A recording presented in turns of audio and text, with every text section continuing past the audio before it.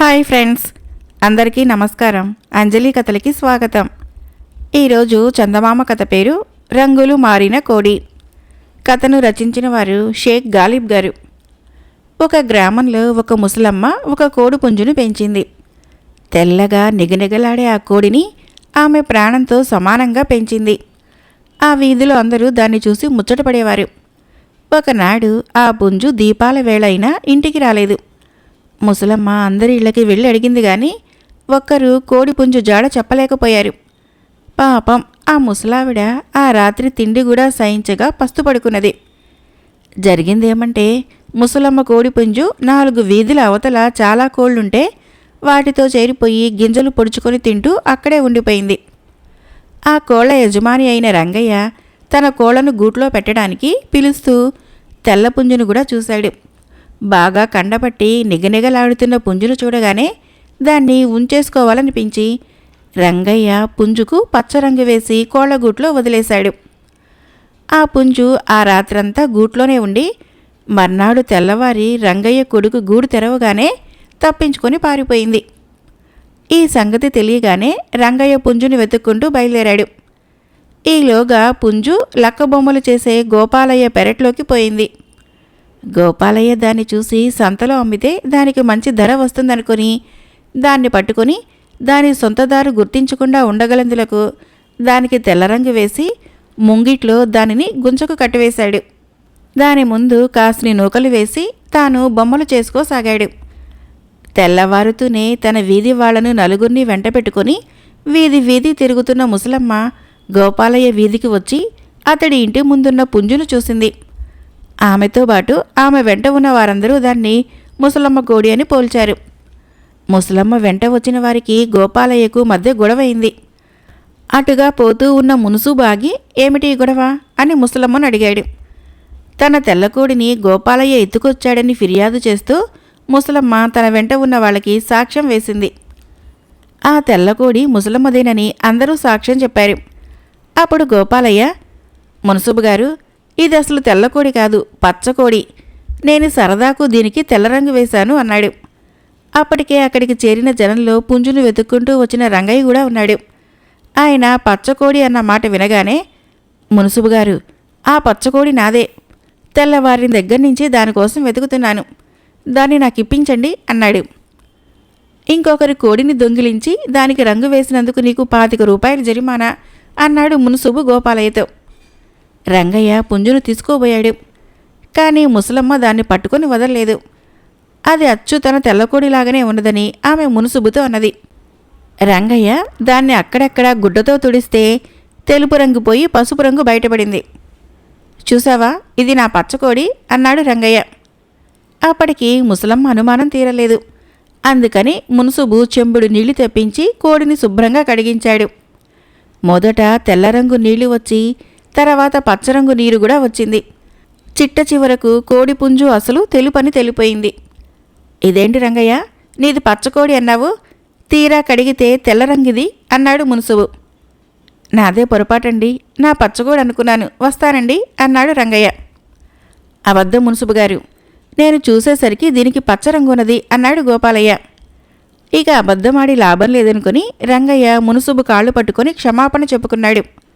కానీ మున్సుబు అతన్ని క్షమించక మరొకరి కోడికి రంగు వేసినందుకు గోపాలయ్యతో పాటు రంగయ్య కూడా 25 రూపాయలు ముసలమ్మకు ఇచ్చుకోవాలన్నాడు. ఇద్దరూ ముసలమ్మ చేతులు పట్టుకుని క్షమించమని బ్రతిమిలాడారు. ముసలమ్మ వాళ్ళను చూసి జాలిపడి, మునసబు గారు, వీళ్ళిద్దరినీ వదిలేయండి.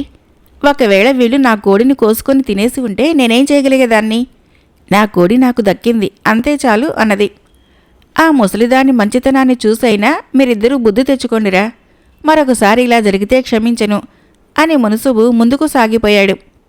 ముసలమ్మ సంతోషంగా తన తెల్లకోడి పుంజును ఇంటికి తీసుకుపోయి దానికి దిష్టి తీసింది. మరొక కథ. ఈ కథ పేరు చిక్కు వలయం. ఇది బేతాళ కథ. పట్టు వదలని విక్రమార్కుడు చెట్టు వద్దకు తిరిగి వెళ్ళి చెట్టుపై నుంచి శవాన్ని దించి భుజాన వేసుకుని ఎప్పటిలాగే మౌనంగా శ్మశానం కేసి నడవసాగాడు. అప్పుడు శవంలోని బేతాళుడు, రాజా, నువ్వు ఈ శవాన్ని ఏమి సాధించటానికి సాధనంగా తీసుకుపోతున్నావో నాకు తెలియదు. కానీ సాధనాలు మంచివి కానప్పుడు సాధ్యాలు దెబ్బతింటాయి. ఇందుకు ఉదాహరణగా నీకు ధర్మయ్య కథ చెబుతాను, శ్రమ తెలియకుండా విను అంటూ ఇలా చెప్పసాగాడు. పూర్వము ఒక మహానగరంలో గంగయ్య, ధర్మయ్య అని ఇద్దరు గజ దొంగలు ఉండేవారు. వారిద్దరూ కలిసి పెద్ద పెద్ద దొంగతనాలు, దోపిడీలు చేసి బాగా డబ్బు సంపాదించేవారు. రంగయ్య తన వంతు ధనాన్ని నిల్వ చేసుకుంటూ ఆనందంగా జీవించేవాడు. ధర్మయ్య అలా కాక తన వాటాకు వచ్చిన డబ్బుతో ఒక ధర్మసత్రం నెలకొల్పి బీదసాదులకు అన్నం పెట్టే ఏర్పాటు చేసి సాధువు వేషంలో పగలంతా సత్రంలోనే ఉండేవాడు. సాధువు కీర్తి దేశమంతటా వ్యాపించింది. ఈ సంగతి రాజుగారి దాకా వెళ్ళింది. రాజుగారు సాధువును సభకు రప్పించి అతని దాతృత్వాన్ని ప్రశంసించి అతనికి ధర్మదాత అనే బిరుదు ఇచ్చాడు. ఈ ధర్మదాత గజదొంగ అన్న సంగతి ఎవరికీ తెలియదు. ఇతనే తన తోడు దొంగ అన్న సంగతి గంగయ్యకు తెలియదు. గంగయ్య, ధర్మయ్య కలిసి చేసే దొంగతనాలు రాజుకు ఒక పెద్ద సమస్యగా పరిణమించాయి.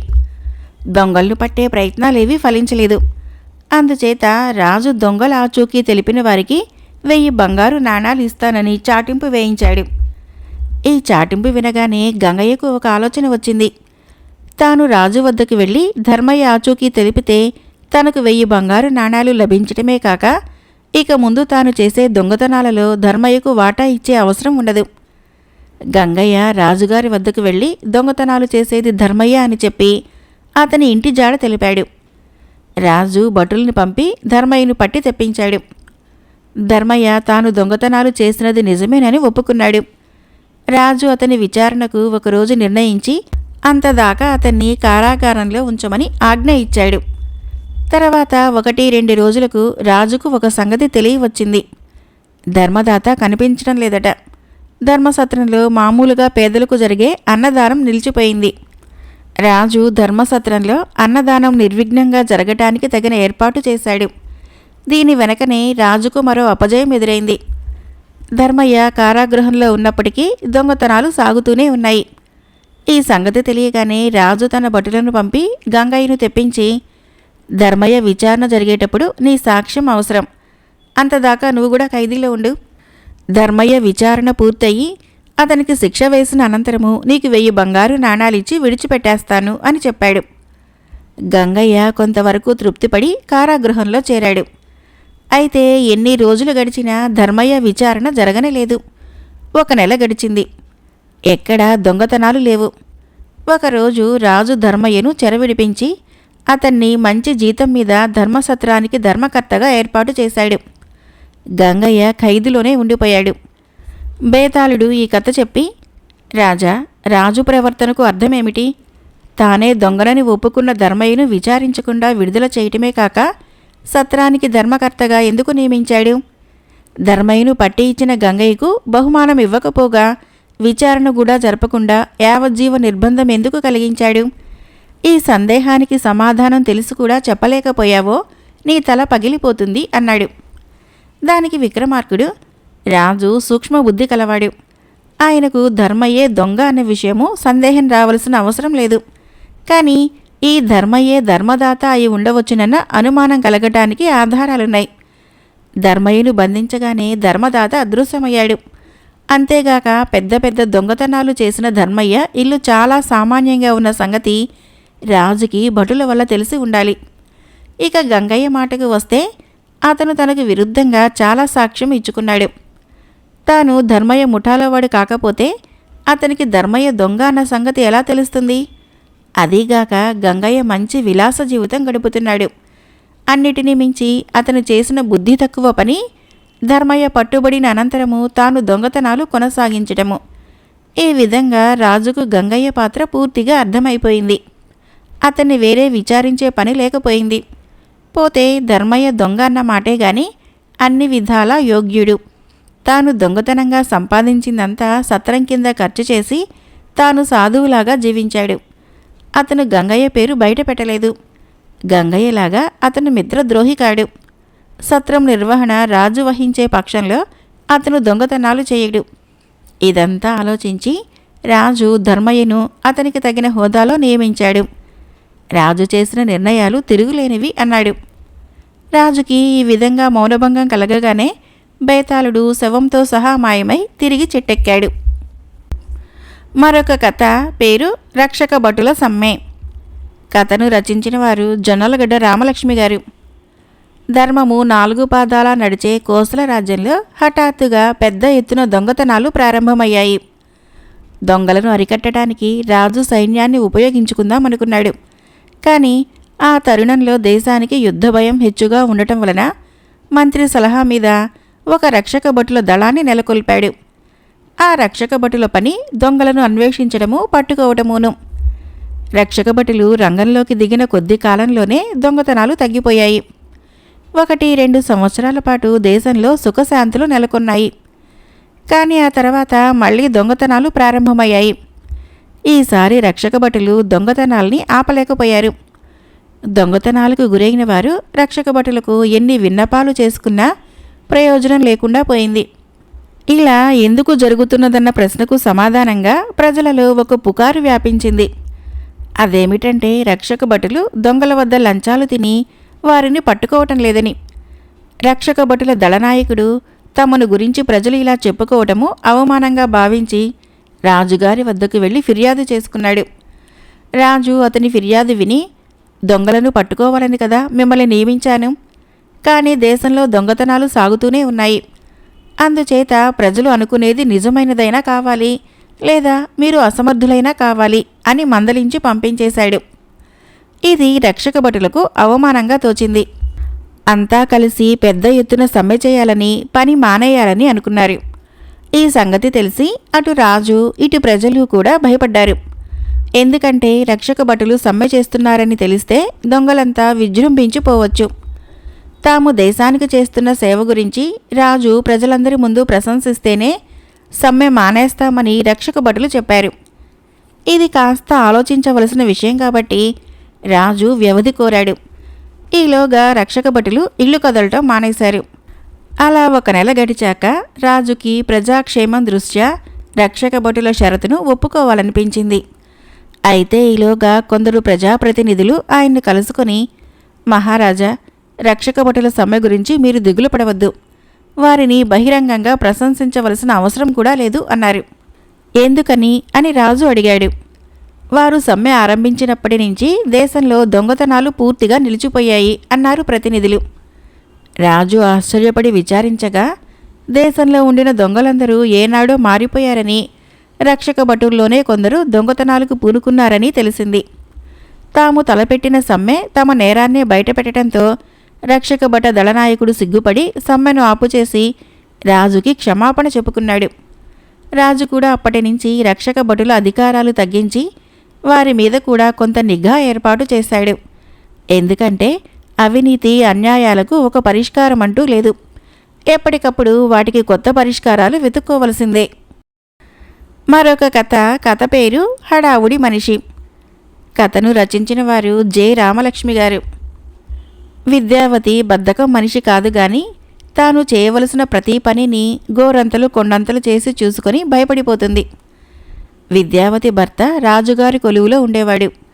ఉదయం వెళ్ళిన మనిషి మళ్ళీ రాత్రికే వచ్చేవాడు. ఆయన అలా కొలువుకు వెళ్ళగానే ఈవిడ 4 ఇళ్లకి పెత్తనానికి వెళ్ళేది.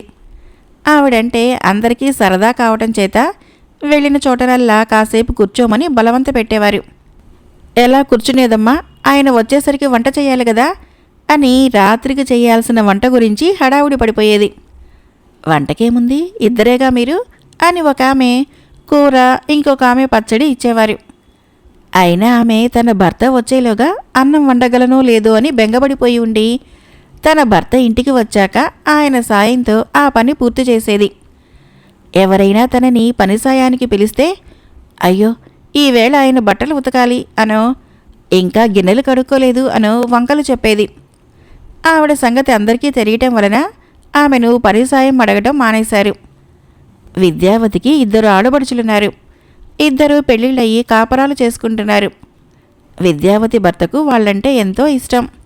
వాళ్లకు వేరుశనక్కాయలు, పేలాలు అంటే ఎంతో ఇష్టం. వాళ్ళు ఉంటున్న ప్రాంతాలలో అవి దొరకవు. విద్యావతి భర్త తన చెల్లెళ్ల కోసమని 1 బిందెడు వేరుశనక్కాయలు, 1 బిందెడు ధాన్యము కొని, నా చెల్లెళ్ళు వస్తున్నారు, వాళ్ళు వచ్చేసరికి నువ్వు ఈ వేరుశనక్కాయలు ఒలిచి ధాన్యమంతా పేలాలు చేసి ఉంచు. వాళ్ళు నీ పనితనానికి అభిమానానికి ఎంతో మెచ్చుకుంటారు. ఉత్తప్పుడు ఎలాగున్నా ఇప్పుడైనా ఈ పనులన్నీ చెయ్యి అన్నాడు. ఈ మాటకు సరేనన్నదే గాని విద్యావతి గుండెల్లో రాయి పడింది. ఆమె మనసంతా ఆ పనితోనే నిండిపోయింది. ఎవరింటికి వెళ్ళినా ఆమె మాడబడుచులు వచ్చేస్తున్నారు, బిందెడు వేరుశనక్కాయలు ఒలవాలి, బిందెడు ధాన్యం పేలాలు చేయాలి అనసాగింది. ఆవిడ ఎవరికీ సాయపడిన మనిషి కాదు గనక ఎవరూ ఆవిడికి సాయం చేయటానికి ముందుకు రాలేదు. ప్రతిరోజు ఈ పనులు మొదలు పెట్టాలని ఆమె అనుకునేది. కానీ తీరా మొదలు పెట్టబోయేసరికి చేయాల్సిన పని తలుచుకొని ఆమె గుండె అవిసిపోయేది. అమ్మో, ఇంత పని మొదలు పెడితే ఎప్పటికి తెమలను అనుకొని ఆమె పెత్తనాలకు వెళ్ళేది. అయితే స్థిరంగా ఎక్కడా కూర్చోలేకపోయేది. రానున్న ఆడబడుచులకు తాను చేయాల్సిన పనులన్నీ తలుచుకొని ఎంతో ఆరాటపడేది. ఆడబడుచులు రావటానికి ఇంకా 10 రోజులున్నదనగా విద్యావతి పెత్తనాలకు వెళ్ళటం మానేసింది. ఆవిడకు పాపం ఎన్ని పనులున్నాయో ఏమిటో అని అందరూ జాలిపడ్డారు. ఆవిడ లేకపోతే కొంతమందికి కాలక్షేపం కాదు. వాళ్ళు ఆవిడ్ని పిలవటానికి వెళ్లారు. అయితే విద్యావతి చాలా హడావుడిగా ఉన్నట్లు కనబడుతూ వాళ్ళని గుమ్మంలోనే పలకరించి పంపించేసింది. ఒకరోజు మధ్యాహ్నము గారడీవాడు వచ్చాడు. వీధిలోని ఆడవాళ్లంతా వాడి ప్రదర్శన చూశారు గాని విద్యావతి ఆ ఛాయలకు రాలేదు. మా ఆడబడుచులు వస్తున్నారు, చాలా పనులున్నాయి అన్నది ఆమె. ఇదే విధంగా కాశీ నుంచి గాజులవాడు వచ్చినా, కంచి నుంచి పట్టుచీరలవాడు వచ్చినా చూడటానికి గాని బేరాలాడటానికి గాని విద్యావతి బయటకు రాలేదు. తన ఆడబడుచులు వచ్చేస్తున్నారని, తనకు క్షణం తీరికలేదని అందరికీ చెప్పేసింది. ఆవిడ ముఖంలోని గాబరా చూసి ఆవిడ ఆడబడుచులు చాలా గడుగ్గాయిలై ఉంటారని ఆడవాళ్ళంతా అనుకున్నారు. ఆ విధంగా విద్యావతి ఆడబడుచులను చూడాలన్న కుతూహలం కలిగి అందరూ ఆ ఆడబడుచుల రాక కోసం ఎదురు చూడసాగారు. ఆఖరికి విద్యావతి ఆడబడుచులు రానే వచ్చారు. వాళ్ళు విద్యావతితో ఎలా మసులుతారో చూడటం కోసమని ఆ రోజు మధ్యాహ్నమే ఆ వీధిలోని ఆడవాళ్లంతా విద్యావతి ఇంటికి వెళ్ళి అక్కడి దృశ్యం చూసి నిర్ఘాంతపోయారు. విద్యావతి ఆడబడుచులలో ఒక ఆమె వేరుశనక్కాయలు ఒలుస్తున్నది, రెండో ఆమె పేలాలు వేయిస్తున్నది. విద్యావతి హడావుడిగా అటు ఇటు తిరుగుతున్నది. చూడవచ్చిన వారిలో ఒక ఆమె బుగ్గలు నొక్కుకొని, అయ్యో, ఈ మాత్రానికేనా తల్లి ఇన్ని రోజులు గుమ్మం కదిలి బయటికి రాలేదు అన్నది. పని తలుచుకుంటే నాకు కాళ్ళు చేతులు ఆడవు, అందుకే ఇన్నాళ్ళు బయటికి రాలేకపోయాను అన్నది విద్యావతి. మా వదిన ఉత్త హడావుడి మనిషేలేండి అన్నారు విషయమంతా విన్న ఆడబడుచులిద్దరూ నవ్వుతూ. మరొక చిన్న కథ పేరు పనికి మాలిన మంత్రి. రచించిన వారు కె సదానంద గారు. ఒక తెలివిలేని రాజు వద్ద 2 మంత్రులుండేవారు. వారిలో రంజనుడు వివేకం కలవాడు, భంజనుడు పరమ మూర్ఖుడు. ఈ భంజనుడు తనలాగే మూర్ఖుడు కావటం చేత రాజు అతని సలహాలనే అధికంగా పాటించేవాడు. అందువలన ప్రజలకు అనేక అనర్థాలు సంభవించేవి. వీటి నుంచి ఎలా బయటపడాలా అని వాళ్ళు ఆలోచించేవాళ్ళు. గవాక్షుడు అనే యువకుడికి ఒక ఆలోచన తట్టింది. వాడు తనకు రాజకుమార్తెకు పెళ్లి అయినట్లు కల వచ్చిందని కనిపించిన వారందరికీ చెప్పసాగాడు. ఇది రాజుగారి దాకా వెళ్ళింది. రాజు గవాక్షుణ్ణి పిలిచి, నా కూతుర్ని పెళ్లాడినట్లు నీకు కల వచ్చిందని అందరికీ చెబుతున్నావట, నిజమేనా అని అడిగాడు. మహారాజా, రెండూ నిజమే. నాకు కల వచ్చిన మాట నిజమే, నేను ఆ సంగతి అందరికీ చెప్పిన మాట నిజమే. కలలోనే కానియండి, రాజుగారి అల్లుడు కావటమంటే గొప్పే కదా అన్నాడు గవాక్షుడు. రాజు తన మంత్రులను సలహా అడిగాడు. మహారాజా, వాడికి రాజకుమార్తెను పెళ్లాడినట్లు కల రావటం తప్పుగాదు, కానీ దాన్ని గురించి వాడు అందరికీ చెప్పినందుకు తగిన విధంగా శిక్షింపవలసిందే అన్నాడు రంజనుడు. ఇలాంటి సామాన్యుడు రాజుగారికి తెలియకుండా రాజకుమార్తెను పెళ్లాడటం గొప్ప రాజద్రోహం, వీణ్ణి ఉరితీయవలసిందే అన్నాడు భంజనుడు. వెంటనే గవాక్షుడి విచారణకు బహిరంగ సభ ఏర్పాటైంది. అతని నేరం తెలిసి విచారణ చూడటానికి జనము తండోపతండాలుగా వచ్చారు. గవాక్షుడు తనకు కల వచ్చిన మాట నిజమేనని అందరి ముందు ఒప్పుకున్న మీదట రాజు, కలలో రాకుమార్ని పెళ్లాడటానికి నీకెన్ని గుండెలు అని గద్దించాడు. మహాప్రభువులు మన్నించాలి, ఇందులో నా తప్పేమీ లేదు. రాకుమారి గారి పాదరక్షలు తుడవటానికైనా పనికిరానని నాకు తెలుసు. నేను వద్దు అని ఎంత ముత్తుకుంటున్నా వినిపించుకోకుండా మన పొరుగుదేశపు రాజు భల్లూకవర్మ నాకు రాజకుమార్తెకు పెళ్లి జరిపించాడు అన్నాడు గవాక్షుడు. ఈ మాట వినగానే రాజు మండిపడి, ఈ భల్లూకవర్మకు అంత కండకావరమా? వాడి మదం అణచవలసిందే. ఏమంటావు రంజనమంత్రి అన్నాడు. మహారాజా, అది కలే కదా. అకారణంగా పొరుగురాజుతో వివాదం పెట్టుకోవడము రాజ్యానికి క్షేమం కాదు.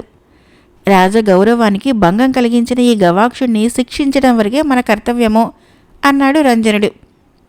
నువ్వేమంటావు భంజనమంత్రి అన్నాడు రాజు. మహారాజా, ఆ భల్లూకంగాన్ని క్షమించితే మనం పిరికి పందలమన్న మాటే కదా. వాడి తల తీయాల్సిందే అన్నాడు భంజనుడు. రాజు సేనానికేసి తిరిగి, సేనాని, వెంటనే సైన్యాన్ని సిద్ధం చేయించి రాజు పురోహితుడి చేత దండయాత్రకు ముహూర్తం పెట్టించు. అంతా క్షణాల మీద జరిగిపోవాలి అన్నాడు. గవాక్షుడు కలుగు చేసుకొని, మహాప్రభు, నా కల పూర్తిగా వినలేదు మీరు. నా పెళ్ళి భల్లూకవర్మ చేయించటం ఎలా జరిగిందనుకుంటున్నారు? అతను మొదట మన రాజ్యం మీదకి దండెత్తి వచ్చి ఈ రంజన భంజన మంత్రుల ఎదుటే మిమ్మల్ని సంహరించాడు. అప్పుడు రంజన మంత్రి తమ మీద గల విశ్వాసంతో, దేవుడు లాంటి మహారాజే పోతే నేను బతికి ఏం ప్రయోజనం అని కత్తితో పొడుచుకొని ఆత్మహత్య చేసుకున్నారు అన్నాడు.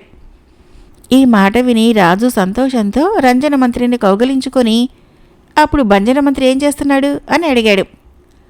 గవాక్షుడు కంటతడి పెట్టుకుంటూ, ప్రజలంతా మీకోసం ఏడుస్తుంటే భంజన మంత్రి గారు శరణు శరణు అంటూ భల్లూకవర్మ కాళ్లపైన పడ్డారు. వారిని భల్లూకవర్మ తన మంత్రిగా పెట్టుకున్నాడు. భంజన మంత్రి గారు భల్లూకవర్మకు జేజేలు పలికారు అన్నాడు. రాజు కళ్ళు కోపంతో ఎరిపెక్కాయి. ఇంత విశ్వాసఘాతుకుడా ఈ భంజనుడు! శిరచ్ఛేదమే వీడికి తగిన శిక్ష అన్నాడు ఆయన. శివ శివ అన్నాడు రంజనుడు. నువ్వేమంటావు భంజన మంత్రి అన్నాడు రాజు అలవాటు చొప్పున. రాజుగారి మూర్ఖత్వం ఎలాంటిదో తెలిసిన భంజనుడు నిలువునా ఉనికిపోతూ, మహాప్రభు కనికరించండి, బతుకుంటే బలుసాకు తినవచ్చు. తమరు అనుమతిస్తే రాజ్యం విడిచిపోతాను అన్నాడు. ఆ రోజే భంజనుడు దేశం విడిచి వెళ్ళిపోయాడు. అతను సభ నుంచి వెళ్ళిపోగానే రాజు, ఈ గవాక్షుడికి ఏదైనా బహుమానం ఇద్దామనుకుంటున్నాను. ఏమంటావు రంజన మంత్రి అని అడిగాడు. వచ్చిన అపవాదు రానే వచ్చింది. అమ్మాయి గారిని ఇతనికిచ్చి పెళ్లి చేయండి అన్నాడు రంజనుడు గవాక్షుడి పట్ల కృతజ్ఞతతో. కథ అయిపోయింది. ఫ్రెండ్స్, నా కథలు నచ్చినట్లయితే మన ఛానల్ని తప్పకుండా సబ్స్క్రైబ్ చేయండి, లైక్ చేయండి, షేర్ చేయండి, కామెంట్ చేయండి. Thank you.